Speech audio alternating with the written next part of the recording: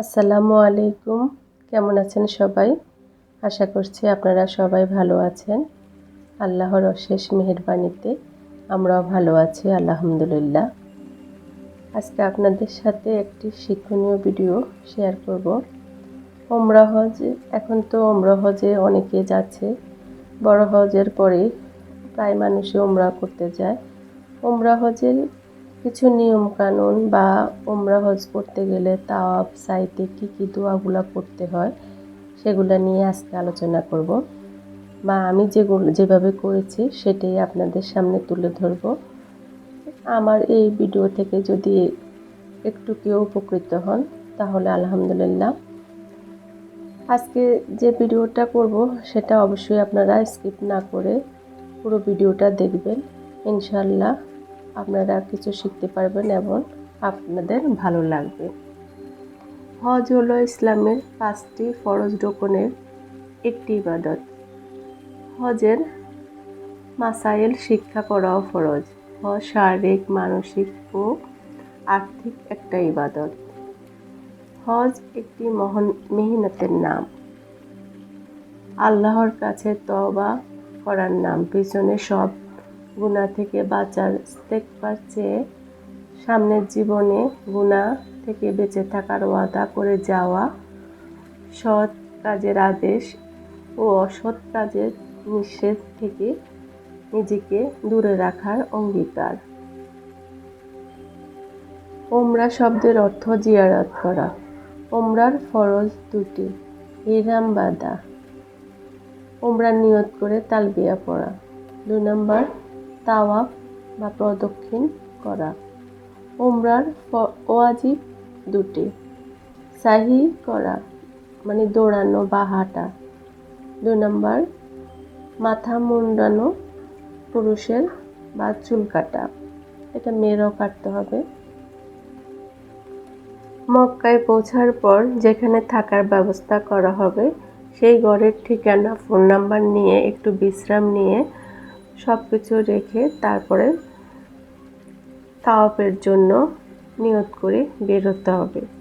আর যারা বারবার ওমরা করবেন, মক্কা যাওয়ার পরে একবার ওমরা করতে হবে। আর এমনিতে যারা বারবার ওমরা করবেন তাহলে তারা আয়েশা মসজিদ বা তায়েফ থেকে গিয়ে ওমরার নিয়ত করে আসতে হবে। মনে রাখতে হবে আমি আল্লাহর দরবারে বিশেষ সীমানায় প্রবেশ করতেছি। যখনই আপনারা ওযু সহকারে তালবিয়া পড়তে পড়তে যেতে হবে এবং মনে রাখতে হবে আমি আল্লাহর দরবারের বিশেষ সীমানায় প্রবেশ করতে যাচ্ছি। মসজিদুল হারামে প্রবেশের সময় সব সময় ডান পা দিয়ে ঢুকতে হবে। এরপরে মসজিদের দোয়াটা পড়বেন। মসজিদ থেকে বের হতে মসজিদের দোয়াটা পড়বেন। মসজিদে ঢোকার সময় ইতিকাফের নিয়ত করে নেওয়াটা উত্তম। পবিত্র কাবাঘর দেখার সাথে সাথে সেখানে চোখ আটকিয়ে রেখে তালবিয়া বন্ধ করে দিতে হবে। ওমরা শেষ হওয়া পর্যন্ত তালবিয়া পড়া যাবে না। এবার 3 বার আল্লাহু আকবার, আল্লাহু আকবার, আল্লাহু আকবার, তারপরে সুবহানাল্লাহি ওয়া বিহামদিহি ওয়া লা ইলাহা ইল্লাল্লাহু আল্লাহু আকবার, লা হাওলা ওয়ালা কুওয়াতা ইল্লা বিল্লাহ, এটা 3 বার পড়তে হবে। এরপর আল্লাহুম্মা আনতাস সালাম ওয়া মিনকাস সালাম ফাহিন্না রাব্বানা বিসসালাম, এটা পড়তে হবে। তাওয়াফের নিয়ত ছাড়া 1000 বার চক্কর দিলেও তাওয়াফ হবে না। নিয়ত করতে হবে, হে আল্লাহ, আমি তোমার ঘর তাওয়াফ করার নিয়ত করছি। তুমি তা আমার জন্য সহজ করে দাও এবং কবুল করো। নির্ভুলভাবে যেন করতে পারি সেই তৌফিক দান করো। যখনই তাওয়াফ করার ইচ্ছে হবে সেটা কোন তাওয়াফ সে ঠিক করে নিতে হবে আগে। নফল তাওয়াফ নাকি উমরার তাওয়াফ নাকি বিদায়ের তাওয়াফ, এগুলা আগে ঠিক করে নিতে হবে। হাজরে আসওয়াদ একটি বেহেশতি পাথর। সৃষ্টির শুরুতে যখন আল্লাহ পাক সমস্ত বান্দার রূহের নিকট হতে স্বীকারোক্তি নিয়েছিলেন যে আমি কি তোমাদের রব নই, সমস্ত রূহ বলল, অবশ্যই স্বীকারোক্তি এই কিতাবে লিখিয়া পাথরের মধ্যে সংরক্ষণ করে রেখেছেন। এই পাথর কিয়ামতের দিন সাক্ষ্য প্রদান করবে যে, হে আল্লাহ, অমুক আপনাকে অস্বীকার করেছে, অমুক আপনাকে স্বীকার করেছে, অমুক পুরা করে নাই, এরকম এটা লেখা আছে। এবার পাথরের কাছে এসে দু কদম আগে থাকতে, মানে পাথরের কাছে আসলে কাবাগর চত্বরে পাথরের কাছে আসলে 2 কদম পিছে থাকতে আপনারা নিয়ত করে নেবেন। এবার পাথর বরাবর দাঁড়িয়ে পিছনে হাতের ডান পাশে সবুজ বাতি থাকবে। পাথর চেহারা ও নাক বরাবর থাকবে। 2 হাত তাকবীর তাহরিমের মতো কান বরাবর উঠিয়ে বলতে হবে একবার বিসমিল্লাহি আল্লাহু আকবার ওয়ালিল্লাহিল হামদ।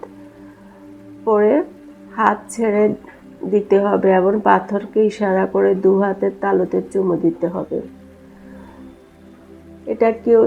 এটা যেন শব্দ না হয়। কেউ একবার দিতে পারেন, এটা দেওয়াটা সুন্নত, আর 3 বার দেওয়াটা মুস্তাহাব।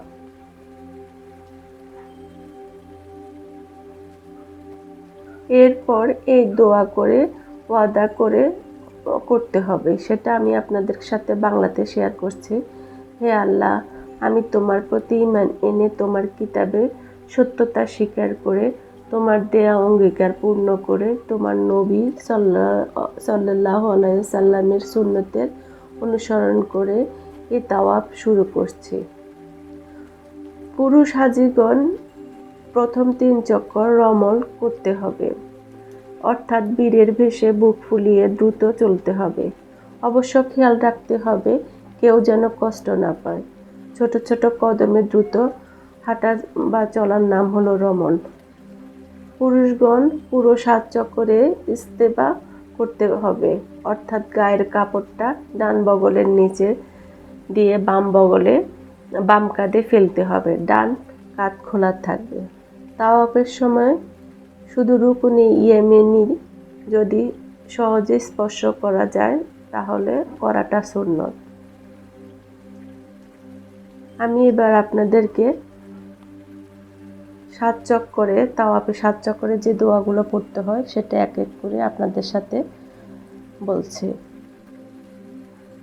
1 নাম্বার, প্রথম চক্করে আপনারা যে দোয়াটা পড়বেন সেটা হলো সুবহানাল্লাহি ওয়া আলহামদুলিল্লাহি ওয়া লা ইলাহা ইল্লাল্লাহু আল্লাহু আকবার ওয়া লা হাওলা ওয়া লা কুওয়াতা ইল্লা বিল্লাহ এবং আল্লাহর যত হামদ। আমি আবারও দোয়াটা পড়ছি, প্রথম চক্করের দোয়া।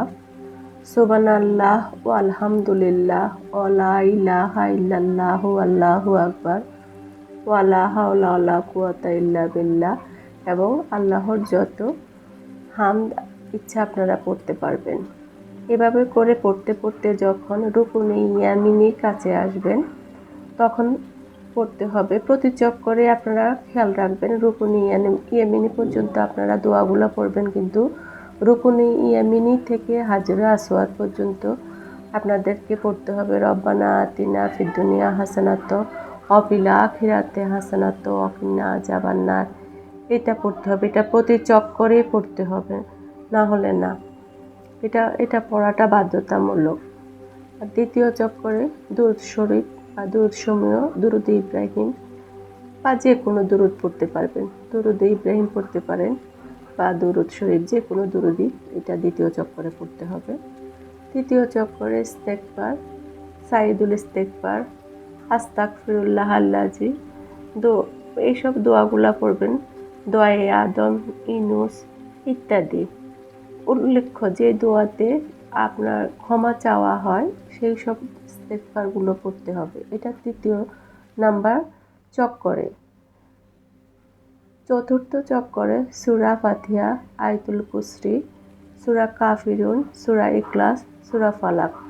অবশ্যই আপনারা, আমি বলছি এগুলো চক্করগুলোতে পড়বেন, কিন্তু প্রতি চক্করে যখনই রুকুনে ইয়েমিনি আসবে আপনারা রব্বানা আতিনা ফিদ ফিদ দুনিয়া হাসানাত ওয়া ফিল আখিরাতি হাসানাত ওয়া কিনা আযাবান্নার। এটা পড়তে পড়তে হাজরে আসওয়াদ পর্যন্ত যাবেন। এটা আপনাদের খেয়াল রাখতে হবে। হাজরে আসওয়াদ পর্যন্ত গিয়ে হাত উঁচু করে তারপরে যেটা পড়তে হয় বলে দিলাম আগেই, সেটা পড়বেন।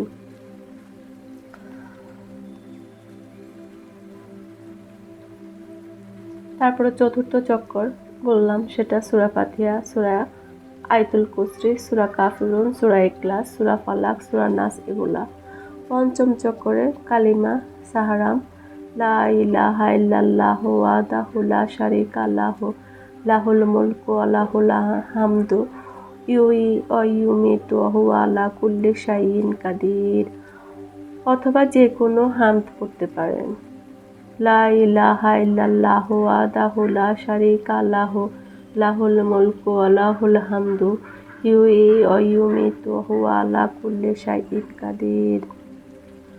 ষষ্ঠ চক্করে আমরা এখানে যে যার ভাষায় দোয়া করতে পারি। এটা আমাদের ভাষা বাংলা, আমরা বাংলা ভাষায় দোয়া করতে পারি, বা যাদের যে ভাষা সে ভাষায় দোয়া করতে পারে। বিনা হিসেবে জান্নাত চাইতে পারি, বলতে পারি, হে আল্লাহ, আমারও তোমার মাঝে যে হক রয়েছে তা মাফ করে দাও, আর আমারও তোমার সৃষ্টির মাঝে যে হক রয়েছে তাও মাফ করানোর ভার তুমি নিয়ে নাও। এগুলা বলতে হবে। আমরা জুলুমের জন্য গীবত, জুলুম করে মানুষের যে হক নষ্ট করেছে সেগুলোর উদ্দেশ্যে বলা এই কথাগুলা। আর আল্লাহর কাছে নিজের ভাষায় মন খুলে দোয়া করা, গুনাহ মাপ চাওয়া, জান্নাত চাওয়া, এগুলো আপনারা নিজের ভাষায় যে যত বেশি বলতে পারে। 7 নাম্বার হলো 7 চক্করে যেটা পড়বেন, হামদ, নাত, ইস্তেগফার, দোয়া দুরুদ এগুলো পড়বেন। নিজের গুনার কথা স্মরণ করে ক্ষমা চাওয়া, তওবা করা এবং মরণ পর্যন্ত গুনাহমুক্ত থাকার জন্য সেই তৌফিক চেয়ে আল্লাহর কাছে চাইবেন আর কি, এবং আল্লাহর কাছে সবসময় নেয়ামতের জন্য চাইবেন। আপনারা এইখানে আমি 7টা চক্করের কথা যে বললাম, প্রথম চক্করটা আমি আবারও বলে দিচ্ছি। প্রথম চক্করটা আপনারা পড়বেন। প্রথম চক্করের আগে আমি আরেকটা কথা আপনাদের সাথে আবারও ক্লিয়ার করছি। এই প্রতি চক্করে যখনই রুকুনে ইয়ামিনী আসবে, আপনারা সেখানে রব্বানা আতিনা ফিদ দুনিয়া হাসানাত এগুলা বললে, রব্বানা আতিনা ফিদ দুনিয়া হাসানাত ওয়া ফিল আখিরাতি হাসানাত ওয়া কিনা আযাবান্নার, এটা বলতে বলতে আপনারা আসওয়াদ পর্যন্ত গিয়ে আবার হাত উঁচু করে চুমু দিয়ে আবার সামনের দিকে এগিয়ে যেতে হবে। এটা কিন্তু আপনাদের খেয়াল রাখতে হবে। আর চক্করগুলোতে আপনারা যা পড়বেন সেটাই আমি বলছি। 1 নাম্বার সুবহানাল্লাহি ওয়া বিহামদি সুবহানাল্লাহ লাযিম সুবহানাল্লাহ আলহামদুলিল্লাহ ওয়া লা ইলাহা ইল্লাল্লাহু আল্লাহু আকবার ওয়া লা হাওলা ওয়া লা কুওয়াতা ইল্লা বিল্লাহ। এগুলা বা আল্লাহর যত হামদ আছে সেটা পড়তে পারেন। দ্বিতীয় চক্করে দুরুদ শরীফ, দুরুদ ইব্রাহিম বা যে কোনো দুরুদ। তৃতীয় চক্করে ইস্তেগফার, সাইদুল ইস্তেগফার, আস্তাগফিরুল্লাহ আল্লাযী, দোয়ায়ে আদম, ইউনুস ইত্যাদি।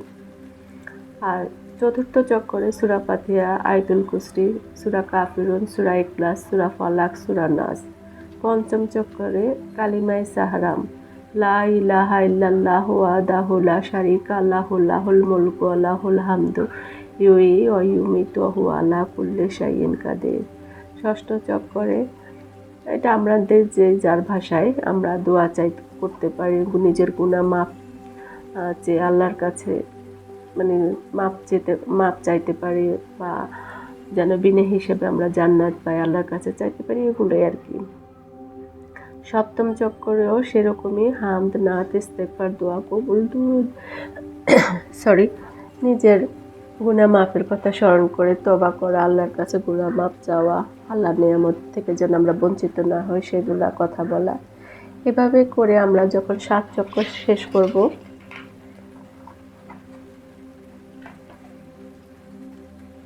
তাওয়াফ শেষ হলে আপনারা 2 রাকাত নামাজ পড়তে হবে। এটা আমিও পড়েছি, এটা সব হাজিদেরই করতে হয়। 2 রাকাত নামাজ, এটা ওয়াজিব, এটা পড়তে হয়। আর 2 রাকাত নামাজ শেষ করে তারপরে জমজম কূপের পানি খেয়ে এবার সাইয়ের জন্য যেতে হবে। সাইয়ের জন্য গিয়ে যেসব জিনিসগুলো পড়তে হবে সেটাই আমি বলেছি। সাইটা আসলে কি সেটা বলছে। সাই সাপা থেকে শুরু করতে হয়, সবসময় খেয়াল রাখবেন সাইটা সাপা থেকে শুরু করতে হয়। এটা আসলে ওখানে যাওয়ার পরে বোঝা যায়, সব হাজিদের সাথে ওটা তাল মিলিয়ে করা হয়ে যায়। এখানে ইউটার্ন না নিয়ে কিছুটা উপরে ওঠা উত্তম। এখানে একটু উপরে উঠতে হয় বা পাহাড়ের কিছু অংশ উপরে উঠে মানে দেখা বা কাবাগর দেখার জন্য চেষ্টা করতে হয়। এখানে দেখা যায়, একটু ভিড় না হলে, ভিড় থাকে সবসময় কিন্তু দেখা যায়। আর চাইতে বেশি বেশি কালিমায় সালাম পড়বেন। আর মানে এরপর দুরূদ শরীফ, আস্তাগফিরুল্লাহ, কালিমা সালাম এগুলা বারবার পড়তে হয়। 7 বার সাই পড়তে হয়। সাফা থেকে মারোয়া, মারোয়া থেকে সাফা, এভাবে করে 7 বার সাই করতে হয়। সাই করতে হলে ছেলেদেরকে দৌড়াতে হয়। এখানে সবুজ বাতি দেওয়া আছে, ওখানে